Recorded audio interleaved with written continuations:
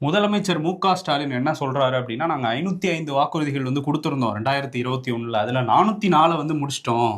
ஒரு 101 வாக்குறுதிகள் மட்டும் அந்த மிச்சம் வச்சிருக்கோம். அதுவும் வந்து முடிஞ்சிருங்கிற மாரி தான் அவர் பேசுறாரு. ஓகே. ம். ஆனா KN மத்த அமைச்சர் எல்லாமே 90 முடிஞ்சிருச்சு, 95 முடிஞ்சதுலாம் சொன்னாங்க. இல்ல முதல்வரே ஒரு டைம் 100% முடிச்சிட்டோம்னு சொன்னாரு. இப்ப கொஞ்சம் கம்மியா இருக்கு. இப்போ 80% முடிச்சிருக்காங்கன்னு சொல்றாங்க. ம். இன்னைக்கு என்னன்னா, உங்க கனவை சொல்லுங்க திட்டத்தை வேற ஆரம்பிச்சு வச்சிருக்காரு.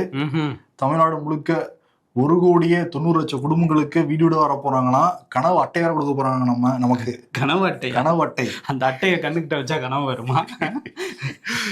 அந்த கனவு அட்டை மூலமாக நம்ம கனவு என்ன, நமக்கு என்ன தேவைங்கிறத தெரிஞ்சுக்கிட்டு அடுத்தவங்க ஆட்சி வர போறாங்களா, அப்ப பூர்த்தி பண்ண போறாங்கன்னா 2030 உங்க கனவு எல்லாத்தையும் நாங்க தீர்த்து வச்சிருவோங்கிறாரு ஸ்டாலின். கனவை களைச்சு விடாம இருந்தா சரி.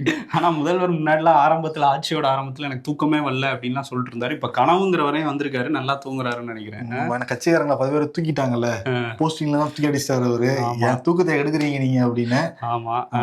ஓகே. இன்னொரு பக்கம் வந்து முதலமைச்சர் மு.க.ஸ்டாலினோட 4 ஆண்டு காலம் ஆட்சி வந்து நல்லா தானே இருக்கு அப்படின்னு சொல்லிட்டு, நல்லா தானே இருக்குங்கிற மாதிரி ராமதாஸ் வந்து இன்னைக்கு பிரஸ் மீட்ல சொல்லியிருக்காரு. இந்த விருப்ப மனு அவங்களும் கொடுக்க ஆரம்பிச்சிருக்காங்க. அது வந்து தைலாபுரத்துல இன்னைக்கு தொடங்கியிருக்காங்க. ஸ்ரீகாந்தி வந்து போட்டியிடுவார் பாமக சார்பில்னு அறிவிச்சிருக்காரு. அதே மாதிரி கூட்டணியில வந்து பங்கு கேட்பீங்களா அப்படிங்கிற மாதிரி கேட்டபோது, நாங்க கேட்போம், ஆனா இங்கே கேட்க மாட்டோம், அமெரிக்க அதிபர்கிட்ட கேட்போம் அப்படிலாம் ஒரு கிண்டலா ஏதோ பதில் சொல்லியிருக்காரு. ட்ரம்ப் முறை ஆயிட்டாரோ ஐயாவுமே, தெரியல ஐயா, மகன் கொடுத்த குடைச்சல்ல. ஆமா. ஆனா அதுக்கப்புறம் சொல்லியிருக்காரு, காங்கிரஸ்க்கு ஆசை இருக்குன்னு நினைக்கிறேன், ஆட்சியில பங்கு அது அவங்களோடது, எங்களுக்கு அந்த மாதிரியான விருப்பங்கள் இல்லைங்கிற மாதிரி ஒரு மாதிரி சொல்லியிருக்காரு. விருப்பப்பட்டு தான் பாருங்களேன்.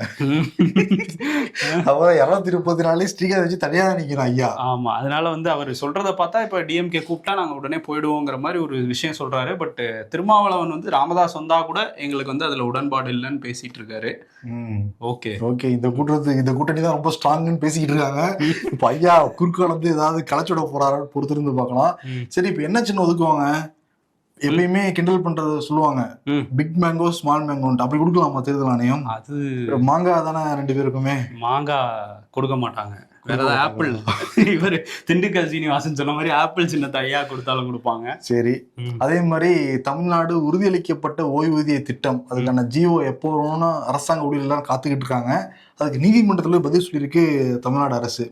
2014 திண்டுக்கல்லை சேர்ந்த ஒருத்தர் வந்து பழைய பென்ஷன் வேணும்னு உத்தரவு கொடுங்கன்னு சொல்லிட்டு நீதிமன்றத்தை நாடி இருந்தாரு. அந்த வழக்கு நடந்துகிட்டு தான் இருக்கு. அந்த வழக்கு விசாரணைக்கு வந்தப்ப தமிழ்நாடு அரசு கிட்ட விளக்கம் கேட்டப்ப அதெல்லாம் அறிவிச்சாச்சுங்க, உறுதியளிக்கப்பட்ட ஓய்வூதிய திட்டம், அதுக்கான ஜிஓன்னு 2 வாரத்துல வெளியாகும் இருக்காங்க. 2 வாரத்துலயா? ஆமா.